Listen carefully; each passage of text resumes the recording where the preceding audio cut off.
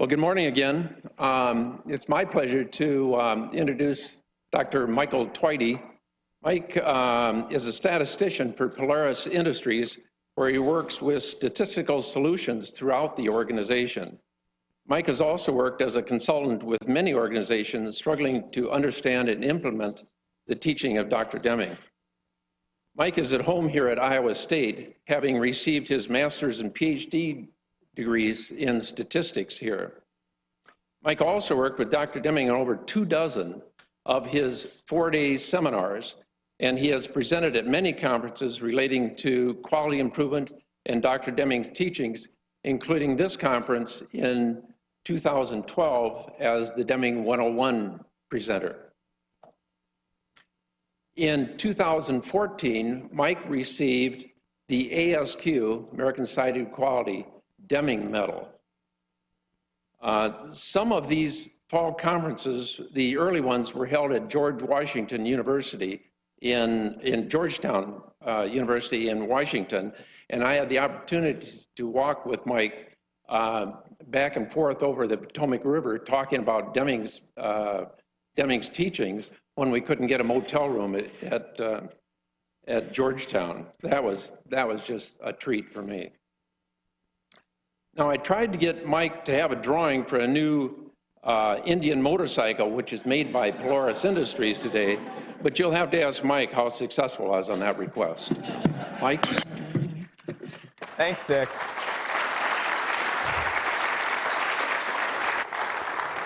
If only he'd talked to me sooner. So I have a slide. Okay, there we go. So the title of this talk is Management's Prediction, Not Playing Games. If you look at, I'm very proud of this, if you look in the index of the New Economics, my name is mentioned, and there are 2 citations, and this is actually one of them. He attributes this quote to me, and so we'll get around to describing where the quote came from and whether there's any profundity or learning involved in that. I will tell you, however, that that last night Bill Bellows said a bunch of the stuff I'm planning to say today, and Eric this morning actually looks like he preempted a few of my slides. So maybe you can view me as either redundant or maybe there's just a recurring theme here. Oh, and by the way, Paula, my glasses aren't really that thick. So with that, the other thing is, let's see. Yeah, so this all happened at a 4-day seminar in Minneapolis. It was really nice to be able to help Dr. Deming at a seminar in my own hometown. So at the end of the day, I could kind of go home for a little while. And I was going to try to describe the red bead experiment a little bit, but talking to the students I was with last night and this morning, it seems like a number of the students haven't really seen Dr. Deming very much on video, and maybe they're not that familiar with the red bead experiment.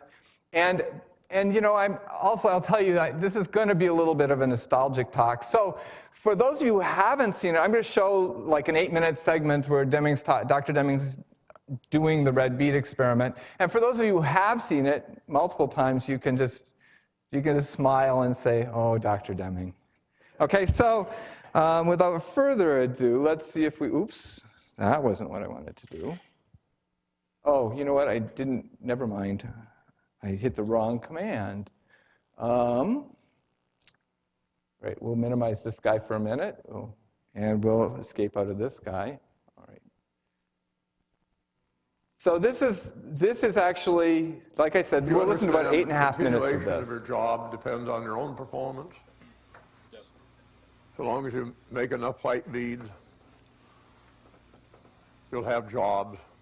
If costs start overrunning revenues, management will close the place down. In other words, your jobs are dependent on your own performance. Have I made it clear, do you think? Think you understand? I'll explain the job. Material comes in the form of a mixture of white and red beads. Your job is to produce white beads. Is that clear? White beads, not red ones. You understand there are 2 vessels here. that they are rectangles. Are you clear? One is bigger than the other. You understand? Your job would be to grasp the larger vessel on the broad side, pour the distance of 8 centimeters into the smaller vessel from the corner to mix the material.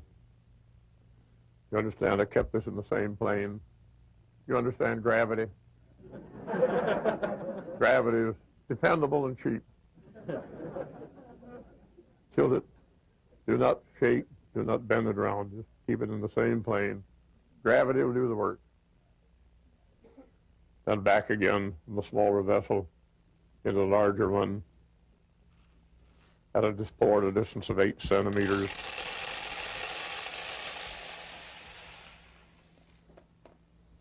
This is all in your day's work.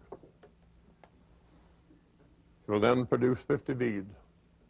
We have work standards here, 50 per day. You will then take the paddle. The paddle has 50 depressions in it. You'll push it down into the beads, down into the beads. Gentle agitation. Are you watching? You'll then raise the paddle, keep the axis horizontal, tilt it to 44 degrees. Any excess beads will roll off. I purposely made some red beads so that you may see what they look like. You understand? You will then carry work to inspector number 1.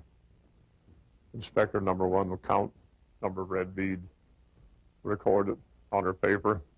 Chief inspector will compare the 2 counts of the inspectors. If they disagree, there may be a mistake. If they agree, there may be a mistake. Chief inspector is responsible for the count. Announce the count. 10. That's it. And the word dismissed. Dismissed. That's it. All right, proceed. 8 centimeters. Just tilt it, keep it in the same plane. Don't need to be all day about it. And back again.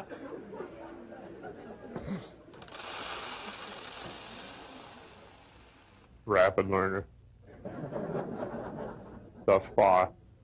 Grasp the paddle on the broad side, 2 fingers down into the beads. Gentle agitation, then no more. Raise it, axis horizontal, 44 degrees, excess roll off. Rapid learner. Carry work to inspector number 1. Then to number 2. Men have decided to put on a numerical goal. Not more than 3 red beads in any workload. 0 is acceptable, 1, 2, or 3, but not more than 3. We have work standards here, 50 per day, no more, no less. Not more than 3 red beads in a workload. Any questions before we get into production? What if we have more than 3? What if we have more than 3? Recorder will record it. We'll go on to your record. We have the merit system here. We reward good performance. We penalize poor performance. All right, we're in production. All you have to do is follow procedures rigidly. No departure, no comment, no questions. We'll proceed. No records were kept during the apprenticeship, but this is production. Now records will be kept. Good performers will be given merit raises. Poor performers will be put on probation. As the audience watched the stage or closed-circuit television, Mike and Leon got off to a bad start.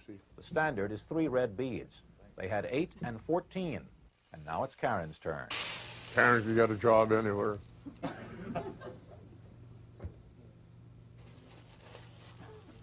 Gentle agitation, and no further shaking. Perfect.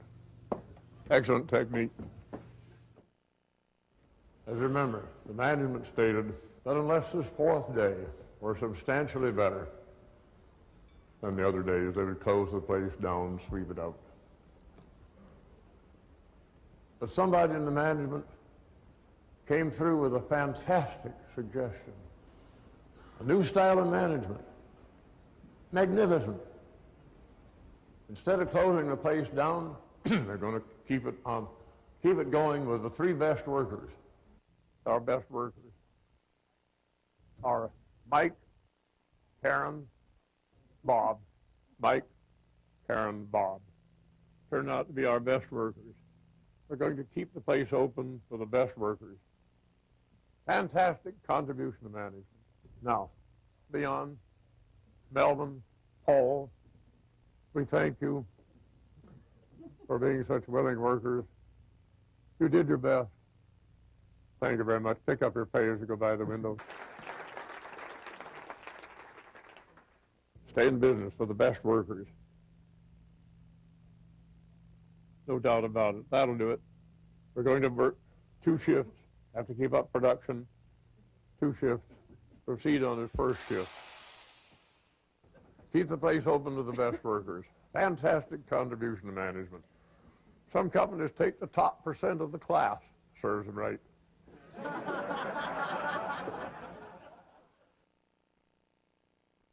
Why weren't you doing it all along? Look, if Mike can make 5, anybody can make 5. That should be the limit. It's perfectly obvious. No question about it.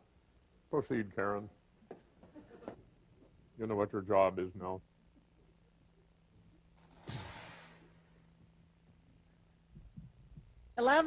Dismissed.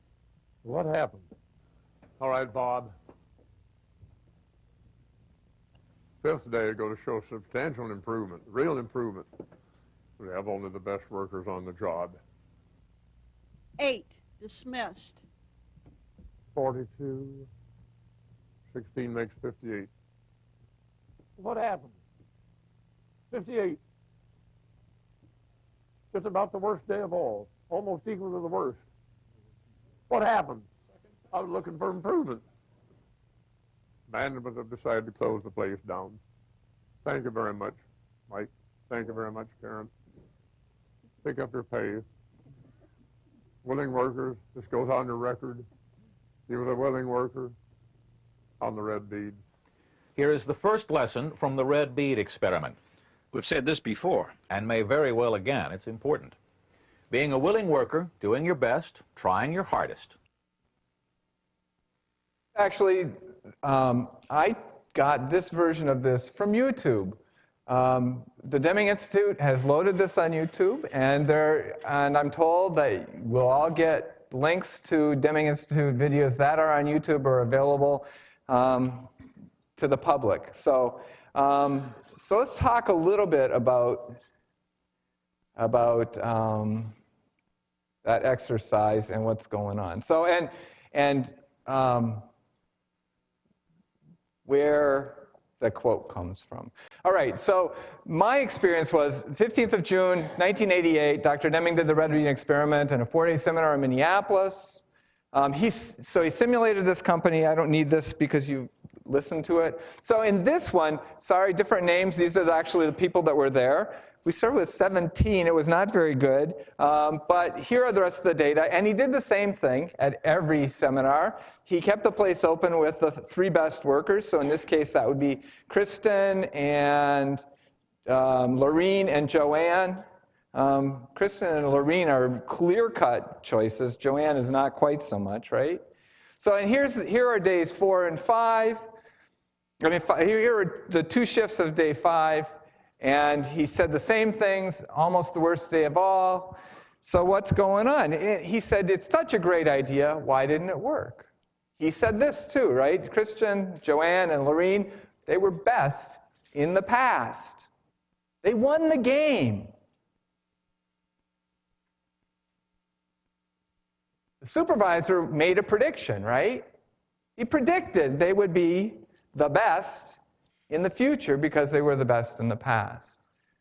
So if we go back to Eric's stuff, were they looking at the data and making the first type of error or the second type of error? Maybe. So we'll see a little bit more. And I had forgotten about this, but the quote at the bottom I absolutely love. Some companies take the top % of the class, serves them right. So his point is, part of the question there is, does success in school predict success in the future? We'll come back to that. So anyway, after this, he said they were best in the past, they won the game. And when we went to break, I went up to Dr. Deming on the stage, and I said, yeah, but it's not about playing games. And I don't know that I said exactly the quote that he attributes to me, but I'll take it. All right, so that's what this is about. That's what's going on here. So that's why the title of this talk is Management is Prediction, Not Playing Games. And it's not intended as flippant or anything else. Obviously, we make predictions, but what's the basis on which we make those predictions? All right, so now let's look at the specific red beads data. This is actually a snip from the sheet he himself created. Well, actually, sometimes he let his helpers plot the points. But he wrote the control limits. And these control limits are calculations, as Eric had done before, of what the variation built into the system is. The very fact that there were red beads there implies there's going to be variation. And so the question is, what can we predict based on these data? Well, the supervisor predicted that Laureen, Kristen, and Joanne were going to be the best in the future because they've been the best in the past. But if he looked at the data this way, what kind of prediction might he have made? Maybe that if we go forward and continue this process, maybe we will perform between those two dashed red lines, the calculated control limits, which say this is the amount of noise, the amount of variability that's inherent in this process. And there was a comment this morning on the early video, when they said management's responsible for 85%, right? By the time he died, I think the number was up to 97%. And so why does management have 97% of the responsibility? Because they're the ones who can fix this. What's the fix to red beads in the samples, in the scoops? Red beads in the supply, right?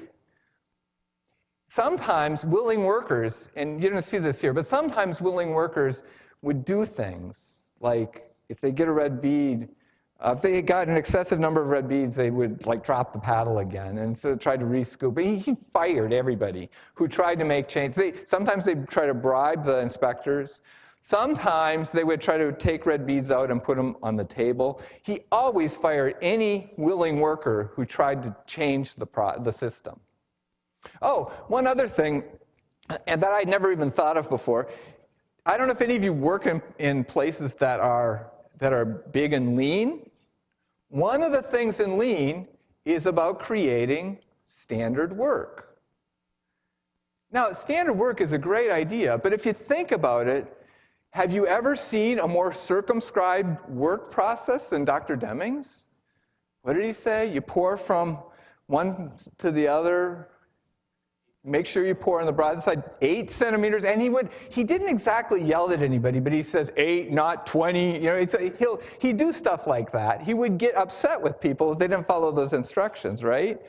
And then, somebody's working hard in the same plane, right? Somebody's working really hard, and he said, well, you don't have to take all day. And so then you poured them back, and then what else did you do?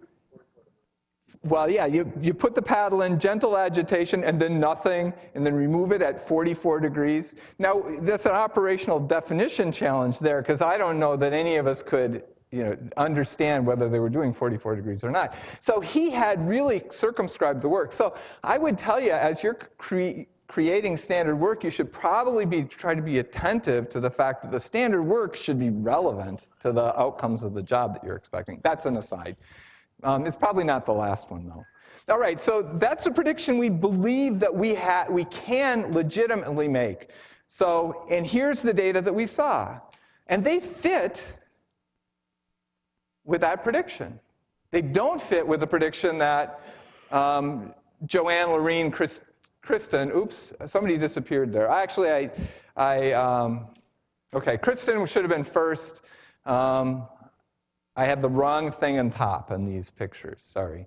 So anyway, so lessons for the red beads. So some of the things out here are management's prediction, not playing games. I would tell you the management was making predictions. So the question is, do we have the basis, the appropriate basis to make the predictions we make? So this is some stuff. I think Dr. Deming said these things. In fact, this one I really liked, because he would say, this is really important. Make sure you all write this down. And then he would say, in any group of 6, one will have the best results. And people would start writing, and then they'd realize what he'd said, and they'd stop writing. One will have the worst result. It's inevitable. And about half will be below average. Now, the important question is, does that mean anything? Is it far enough away that it separates that individual from the rest of the process? Right? And he would cite studies well, never mind, that's too much of a diversion. But anyway, so the lessons now for management here, supervisors attributed the red beads to the willing workers. They made predictions, but believing that the willing workers were the source of the red beads. In this exercise, the control chart shows us there's no basis for that attribution. And if the supervisor wants to improve the red bead results, they shouldn't focus on the willing workers, but instead on the process as a whole.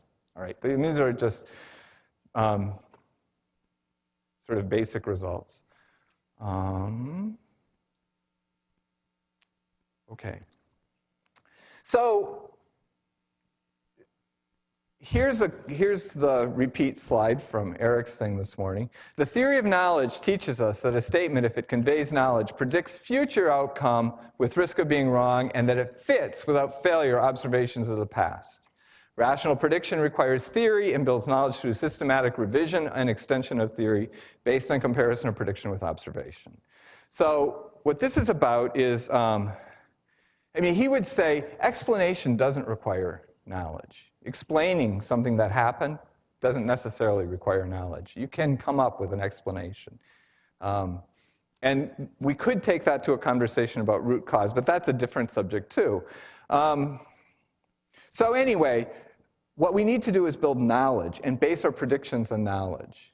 That's where we're talking about, as opposed to playing games. So people think they know, but they often won't even articulate the theories they're making their predictions based on. Okay, so now I have a teaching example that's kind of like the red beads. And so I actually, for a while, taught college at St. Olaf College in Northfield, Minnesota, a long time ago. And I had left there when I started working for a company that then sent me to my first Deming seminar, my first 4-day Deming seminar, which was in September of 1986. And it was actually a beautiful place. It was at the Hotel Del Coronado in San Diego. I don't know if any of you have been there. It's a fabulous place. The biggest problem was people kept opening the drapes at the back of the seminar room because the Pacific Ocean was right there. And it caused great glare for Dr. Deming. So he kept saying, close the drapes, but they wouldn't stay closed. Anyway, I was, my boss, there were two, Ron Moen and my boss, Lou Schultz, were helping Dr. Deming at that seminar. And so they would sort of take me aside and say, Dr. Deming, when he says this is what he means. They would help me sort of get through some of the jungle. And I was really smug. It's like, yeah, I get this. I'm a statistician. I'm a degreed statistician. I understand. So one of the things they talked about was when he talks about performance appraisals, and one of the problems with performance appraisals, he says that we often do the same thing that happens in the red beads. We attribute results to individuals when the results are maybe largely due to the system they work in. And it's like, yeah, I get that. And then the third morning of the seminar, he was talking about something, and it almost physically hit me in the face. I've been a college professor for 3 years, and I can almost guarantee that I've given way more performance appraisals than anybody else in that room. I mean, we just called them grades, right? And so I went up to Dr. Deming at the break. There were only like 350 people there. And by the third day, he used to have a really long line of people who wanted him to sign their books and stuff like that. By the third day, there was nobody there at the break. So I went up sort of around to the side of the stage. His stage was usually like 18 inches or 2 feet up. And I said to him, I said, Dr. Deming, and he looked at me, and I said, this morning you made my stomach hurt. And he looked at me like I was crazy. So I told him this little bit. You know, I'd been a college professor, and I realized I gave performance appraisals. And I ended up, and as I was doing this, I was saying to myself, he's gonna, you know, just rip you. Because he was not always the most gentle when people were ignorant, you know. And if they asked questions or said things that were stupid, he just was not always the most gentle. And I thought, why am I doing this? Because he's not going to be happy with me. And at the end, I said, you know, I feel like I failed a bunch of my students. Not given them Fs, but failed them in that I didn't help them as much as I didn't use data the way I could have used it. And he looked at me and he shook his head and he said, I know I'm tortured by that too. You know, how could I better treat my students? Anyway, that caused me to actually go back and think about stuff I'd done when I was a college professor. So, and I know that this is not stuff that any other college professor, it's me. So it's not really about other people. So anyway, among other courses, I taught 6 courses a year. This one was an operations research class. So some of you IEs probably have taken operations research classes. And so you know a little bit about this class. It's, you know, we're doing linear programming and all kinds of fun stuff, you know. Well, only statisticians and geeks would think it was fun. But anyway, this was an upper level class. It was mostly juniors and seniors. I think all juniors and seniors in this class. In this class, I gave 2 exams, each worth 100 points. I gave a final, which was 200 points. I think it might have been a take-home final. I had 3 projects that were 130 points total, and there was 1 extra credit project. I just sort of said, if you want to do this, I just left a really open-ended thing, and I let people do something if they wanted to. So that was sort of what I would base my assessment of people on. And so here are course averages from this class. And, you know, I'm kind of embarrassed because in my 3 years I was teaching at St. Olaf, these are the only 2 people who ever got more than 100%. I always thought that was pretty stupid, but I gave 1 extra credit. So out of 530 points, they got more than 530 because they got the extra credit and they crushed everything else. So Doug and Denise had over 100%. So now the question is, how should I assign grades? Well, this is an upper division math class, so it's not like they're going to be Fs and stuff in here probably. And I would tell my students at the beginning of every term, if anybody gets half, they'll get a passing grade. Now maybe that's not a good thing to tell them, I don't know. But there were these grades, these scores. So here are the grades I drew. 90%, I mean, that 91% was an A. And so I don't know if anybody has any comments about this, but I could go farther than that. I could put pluses and minuses on these grades. Okay, so I guess there were no C minuses. There was a C plus and a couple Cs, but and again, nobody probably ever does things like this. So the question would be, why these grade lines? How do you suppose I published these grade lines? Did I say 89.5 and above are A's? No, I said 91 and above are A's. And I said 76 and above are B's, and 70 and above are C's. And part of why I did that is because you want to make the perceived gap as big as possible between your grade line and the first person below your grade line. Now, I know no professors ever do that. And you know, it's interesting because there was even a term for this. You look for natural breaks. Now, if you're a statistician, none of those are significant breaks. They're breaks that cause a minimum of argument with my students. Okay? Now, and again, I'm sure none of you have been treated like that. All right, so here's a different view of the test scores. And I actually just put the 3 test scores on there. The final was normalized to 100 points. So I did that, and I just plotted them. And is it clear how you should assign grades? When you start thinking about the variation that's existent between multiple tests for the same students and the differences in averages, and start considering sort of the within-student variation as well as the between-student variation. Is there a basis for drawing those grade lines? Here's another view.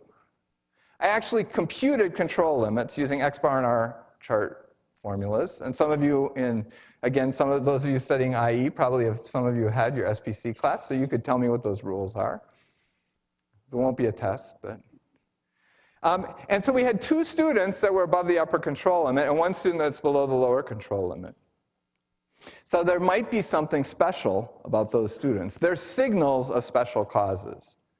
Their variation from the mean is more than one would expect given the within-student variation. Okay, so maybe I could treat those students differently, but maybe as a professor, what I should have been doing is starting to try to understand whether the people at the top just had native abilities that other people didn't have, or if they were approaching the subject in a way that we could help other people understand.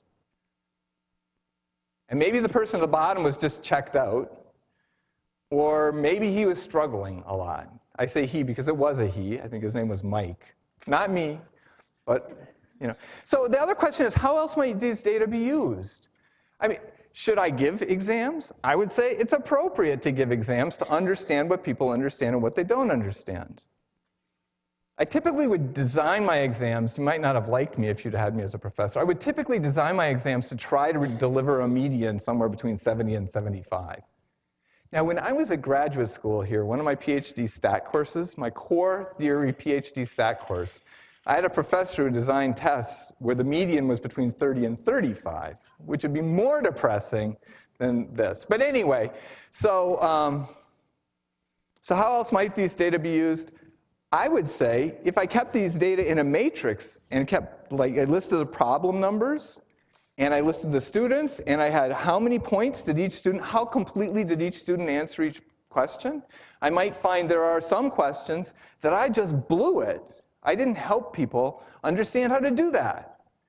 So maybe as a teacher, I should be saying, what across the source of the whole group is there a problem with? And maybe I could change my teaching methods so that people would be able to better capture this subject, this particular kind of topic. Or maybe I just wrote a really crappy question. That never happened with me, but some people do that. All right, so the conclusion, I guess one of the questions I caused myself to think about after the fact is, what is the aim of a grade? Is it an incentive? I think for lots of people it is. Now it's interesting because Paula was talking about her parents incenting her to get a good grade, which is like an incentive for an incentive. So that was interesting. That's interesting. I mean, not that that's by any means just, Paula's issue. That's a really common thing. Is it a measure of competence? Maybe, in a certain way. Is it a prediction of something? Which goes back to Dr. Deming's quote that says, some people hire the best students, serves them right? What's it a prediction of? In an operations research class. Now, if you think a little bit about an operations research class, a little bit more about an operations research class, is it's very algorithmic. There's a lot of it's not high-level mathematics, but there's a lot of math that has to get applied to this in this very algorithmic method to come up with a solution to a problem. Because basically, you're trying to optimize a function given constraints. And there's this simplex method that you have all these rules and you have to carry through all the math. And anybody breaking into a cold sweat? Anyway, you have to do that. I'd like to talk to you about 2 of the students in that class, Denise and Stephanie. Denise is one of my 100+ percenters. She got 102%. Stephanie was 91%, so she got an A-. She was the bottom A-, right? Is there a prediction inherent here? If you were an employer, yeah, Denise is better. Well, I mean, yeah, she's over 100%, right? Of course, that's what, that's sort of what I was expecting you to say, but given the context, you're probably saying, wait, there's a catch here. Well, the catch is that these are both really smart young women. Well, they're not so young anymore since this was 30 years ago. But I'll tell you a little bit about the two students. Denise was very bright, but she had an incredible memory, and she was really, really, really good at carrying out arithmetic computations. So she never made a mistake, well, that I observed. Statisticians hardly ever use absolute terms, so hardly ever probably made a mistake. I didn't observe any. So that's the way she worked. Stephanie, on the other hand, didn't like memorizing rules. So when she was in an exam, I don't know if you remember, one of the keys in the simplex method is calculating where you should pivot, where you should do the operation. And so there was a simple mathematical rule, but she didn't want to remember the rule. So actually what she did, every time she'd come up to it, is she'd rederive it. She'd say, is it the big ratio or the small ratio? And she would rederive it. Now, if you think about it, and so this is a very algorithmic, very calculation-heavy subject, and if you're taking a 1-hour exam, that would be a disadvantage to rederive the rules as you came up with them. So she didn't do as well. Now, I'm not sure she would have been over 100% anyway, but she didn't do as well as Denise. So now, given that, are you interested in making a prediction? And the statistician's response is always, it depends, right? I had an opportunity to write letters of recommendation for both of these young women. Denise was going to a consulting firm that was expecting her to, expecting the kinds of stuff that, I think might have been Anderson or, it was one of the consulting firms. So I was able to talk about Denise's strengths and the way they would fit in that consulting firm. Stephanie, on the other hand, was applying for graduate school. And she aspired to get a PhD. And so I was able to talk about Stephanie's strengths and the way those strengths would fit that role. So the prediction, it depends. It depends on what we're predicting people for. Does that make sense? We don't necessarily, we look at GPAs, right? Which are not just one grade, but the aggregation of a whole bunch of grades. And maybe there's some use in that, or maybe, as Dr. Deming said, they get what they deserve. All right, so let's go from that to the Peter Principle. Does everybody know the Peter Principle? Here's actually a formal statement. Lawrence J. Peter and Raymond Hull proposed the theory that workers in a hierarchical structure get promoted to the level at which they are incompetent, and they remain at that level for the remainder of their career. So you've heard of people being promoted to their level of incompetence, right? Dr. Deming points out, not about the Peter Principle exactly, but he points out the performance on a job held at present, even if we could evaluate performance in it, would not be a basis for prediction of performance in a new job. Right? Why? Because the new job has new requirements, right? It's got new competences that are required. At some point in my career, I was promoted to be a manager. That didn't last long. I relatively quickly decided I didn't like being a manager, and I would much rather solve people's problems. And I get to the most fun problems in the whole company. Since we have 7,000 employees or more now, and I'm the only statistician. So although I work in engineering operations and work primarily with product development, I get to do things for forecasting and legal and plants. And so I get the most fun stuff. It's just nobody's ever happy when they come see me. All right, so that's the Peter Principle. And the Peter Principle is built on the idea that we have to make predictions when we make promotions. And so the prediction should be based on, as best we can, knowledge of what the person's competencies are and what the requirements of the next job are. As opposed to just saying, excellence in one job encourages you to be farther, for the next job. As an aside, the company I work for, actually, we have promotability codes, and you can't have a high promotability code if you don't have an excellent competency rating. Maybe we get what we deserve. Did I say that out loud? I do that all the time. All right, so investments. Here are a couple more topics. Investments. A prospectus invariably says somewhere that past results are no guarantee of future performance. Anybody seen that? Maybe, because it's usually in like 4-point type. Well, why the hell do you have a prospectus out then? Because the only thing people look at a prospectus for is to see if they want to invest in this. And so they're making a prediction that the stock or whatever is going to do better or do well on into the future, right? So maybe maybe that covers their responsibilities. If they say something like this, and it keeps them from being subject to whatever penalties or something. But it always says that, and you want to just say, duh. Okay, so what does that mean with respect to knowledge and prediction? Okay, so what you should be doing if you're investing, when you invest, is you should be thinking about what knowledge do you have about an organization that would lead you to investing in, hoping, more than hoping, being able to have a basis for prediction with some confidence level that this company is going to succeed in the future. I don't know if any of you have ever seen anybody do investments based on data patterns. If just for fun sometime, go to like Yahoo Finance. Almost every day, you'll be able to find somebody who tells you gloom and doom is around the corner. It's usually gloom and doom. They usually don't pick the rosy side, but gloom and doom is around the corner for the whole stock market or for an individual stock. And if you read them, sometimes there are good reasoned theories for why that might be.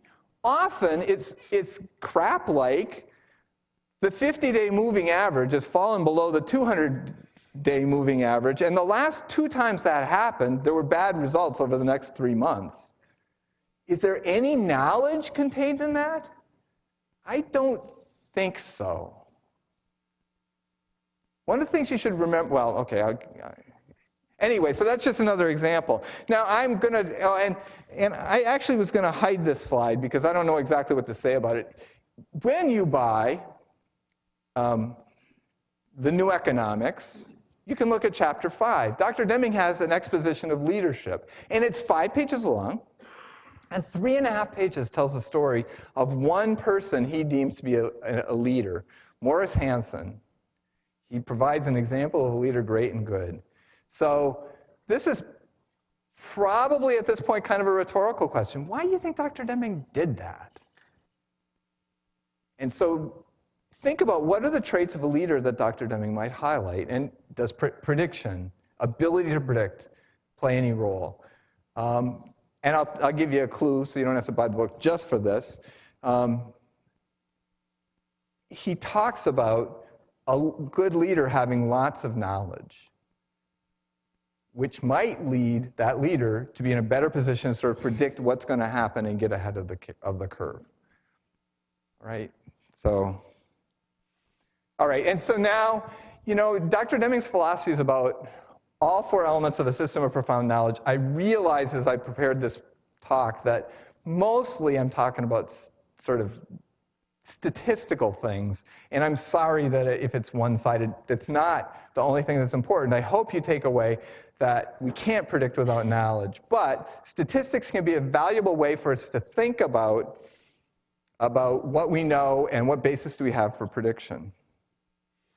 This is also from Dr. Deming. He wrote a nice little paper about probability as a basis for action. It appeared in the American Statistician in 1975. I'm sure we can find you a copy if you're interested. But he said the purpose of any statistical study is to provide a rational basis for taking action. The distinction between types of studies revolves around where the action will be taken. for example. So he cites two kinds of studies here, enumerative and analytic. Now, if you study statistics, you probably, it's easy to equate this to say descriptive and inferential, but it's not. This is a different distinction. Enumerative study is a statistical study in which action will be taken on the material in the frame being studied. So the frame is the portion of the population or the universe that you have access to. An analytic study, on the other hand, is a statistical study in which action will be taken on the process or cause system that produced the frame being studied, the aim being to improve practice in the future. Absolutely clear to all of you, right? Okay, let's see if pictures can be worth 1,000 words. So enumerative study is what's in the box. So, and these aren't freckles, these are data points. We take a sample, we've got a box of stuff, we take a sample, we're trying to say, make an inference often about what the whole box is like. A good example is if you have, maybe it's, a relevant example would be if you're receiving material from a supplier and you want to characterize a lot of material that you receive from a supplier, that's an enumerative study because you have the whole lot. It's right here. And so we're going to take a sample, we're going to look at that portion of the lot, and we're going to make an extension and estimate what the whole lot's like. That's like, I've gotten in trouble for saying this, but when I learned statistics, that was sort of what the statistics I learned were all about. And Dr. Deming would say, the statistician reigns supreme in this world. Where this is the kind of question we have, statisticians can tell you all the answers. They can tell you exactly what method you should do to take the samples, exactly what analyses you should do to come up with a conclusion, and whether it's, or for God's sake, statistically significant, which is only, by the way, one hurdle on the way to being important. It just says the same, if you repeat the same study, the result is going to be the same. But statisticians reign supreme in that kind of problem. Okay, that's an enumerative study. That help? So what's an analytic study? An analytic study is what's coming in the future. So what I have is, in this case, we got T stands for time.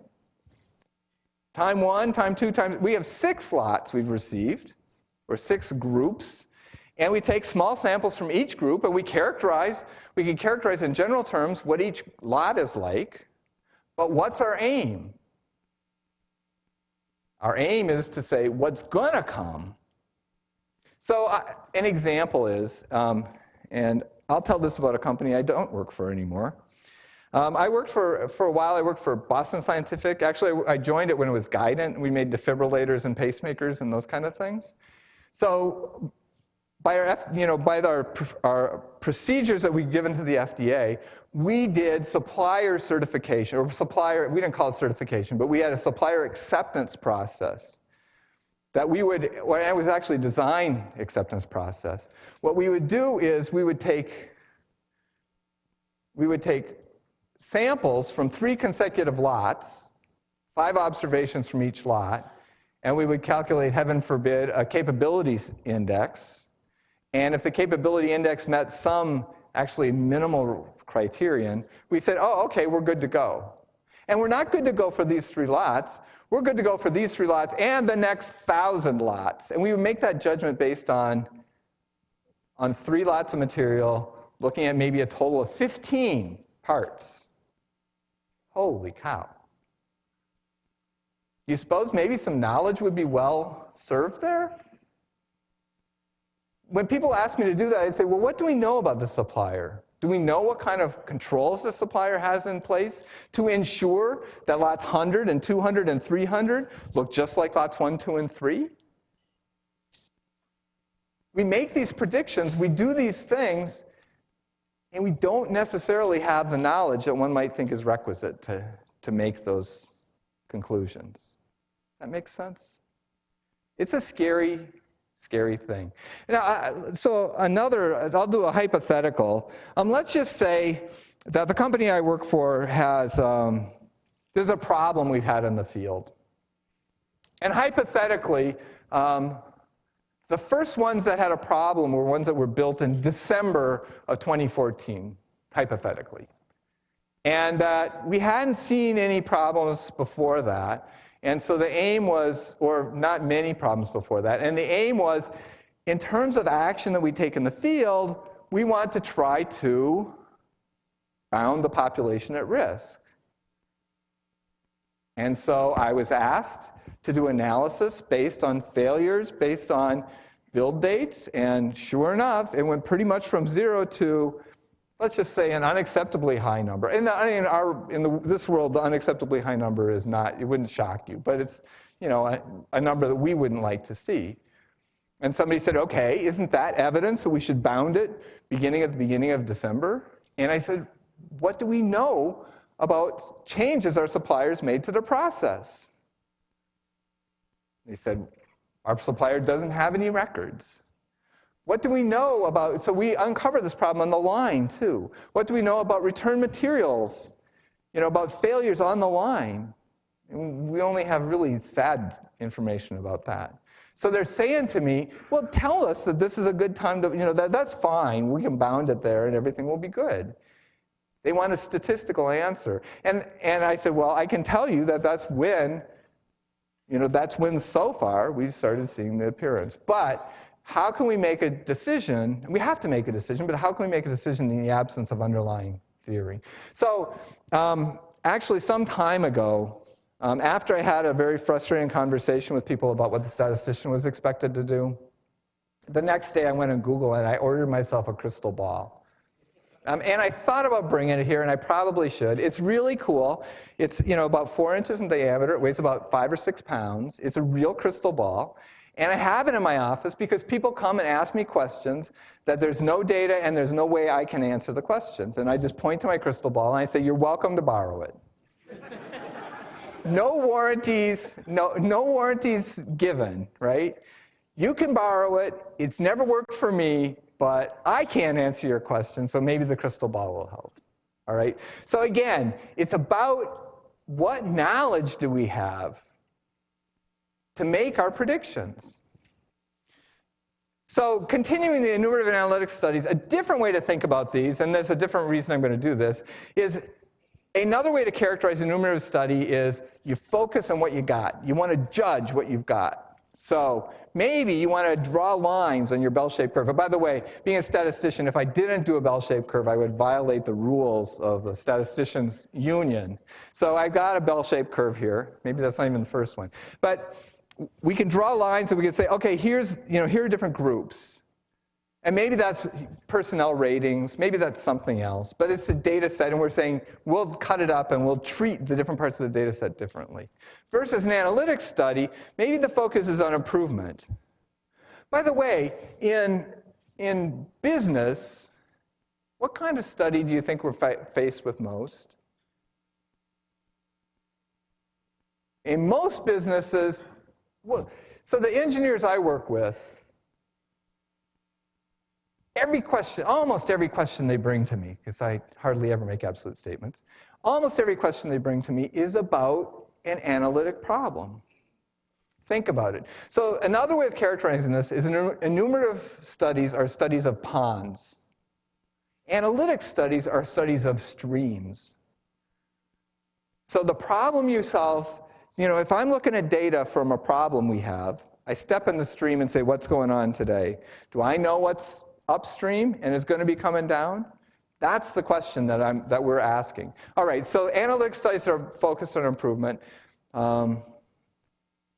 So again, you've seen everybody so far has done the 14 points for management, and I only do this because this is nothing new besides what you've already seen. When I first heard Dr. Deming, his teaching really resonated with me. In 1986, it felt like it was a coming together of my personal values and my education and my training and what I thought I was competent with. However, it seemed to me people would talk about, I would ask people about Dr. Deming's management philosophy, and they'd say, oh, it's the 14 points. But if you go back and look at the 14 points, it's stuff to do. Create constancy of purpose, adopt the new philosophy, cease dependence on inspection to achieve quality, end the practice, yada, yada, yada. It's a bunch of stuff to do. Inherently, it's not a philosophy. It's not a theory of management. Rather, it seemed like manifestations of a theory of management. So as I got to know Dr. Deming a little more, I searched for the theory behind the 14 points, and then I was exposed. Dr. Deming, I had not really thought about statistics in terms of analytic and enumerative studies, and Dr. Deming helped me think about that distinction. And I came away and thought, maybe the theory behind the 14 points was management is an analytic problem. In other words, management isn't about judging what we've got. Management should be about having a good basis to predict the future. It was about knowledge and what can we do to change things and make things better in the future. And so just as I'm not going to do this completely, but if you look, an example would be cease enumerative practice. Cease dependence on inspection to achieve quality. Inspection inherently, filtering good from bad, is inherently an enumerative study. It's dealing with what we've got. Versus improve constantly and forever the system of production and service. Make things better in the future. We really, if we're studying to make things better, we probably want to have some bad stuff so we can try to understand if there's a distinction between good and bad. That's an analytic practice. And I would say the big ones, and I say the big ones because the ones that make all the managers have steam coming out of their ears, are 10, 11, and 12, really. Eliminate slogans, exhortations, and targets for the workforce. That's not as big a deal. Eliminate numerical quotas for workforce. Eliminate numerical goals for people in management, including MBOs. And then 12, remove barriers that rob people of pride of workmanship. And this one, he talks specifically about the current merit appraisal systems. He would tell you to stop those. Those are in the 14 points. Instead, you should adopt an institute leadership. Should we be giving people feedback about the performance? Yeah, we probably should. But maybe as a teacher, I should have been giving people feedback about the performance, as well as getting feedback about my performance before the end of the term. Okay? So that's just a beginning of sort of a way that can come about. So, in conclusion, management's prediction, not playing games. Do you think that I hope that I started making the case. And it's more than about prediction, because inherently management is prediction. But do we have knowledge on which to base our predictions? So what do you think? And then the last one is, trying to get at the theme of the conference. Do you think this would be disruptive in your world if people started doing things differently? That's all I have. Any questions? I was told that we could go as late as 12:30, although I understand I'm the only thing between you and lunch. Are there any questions? Lunch is calling. Thank you.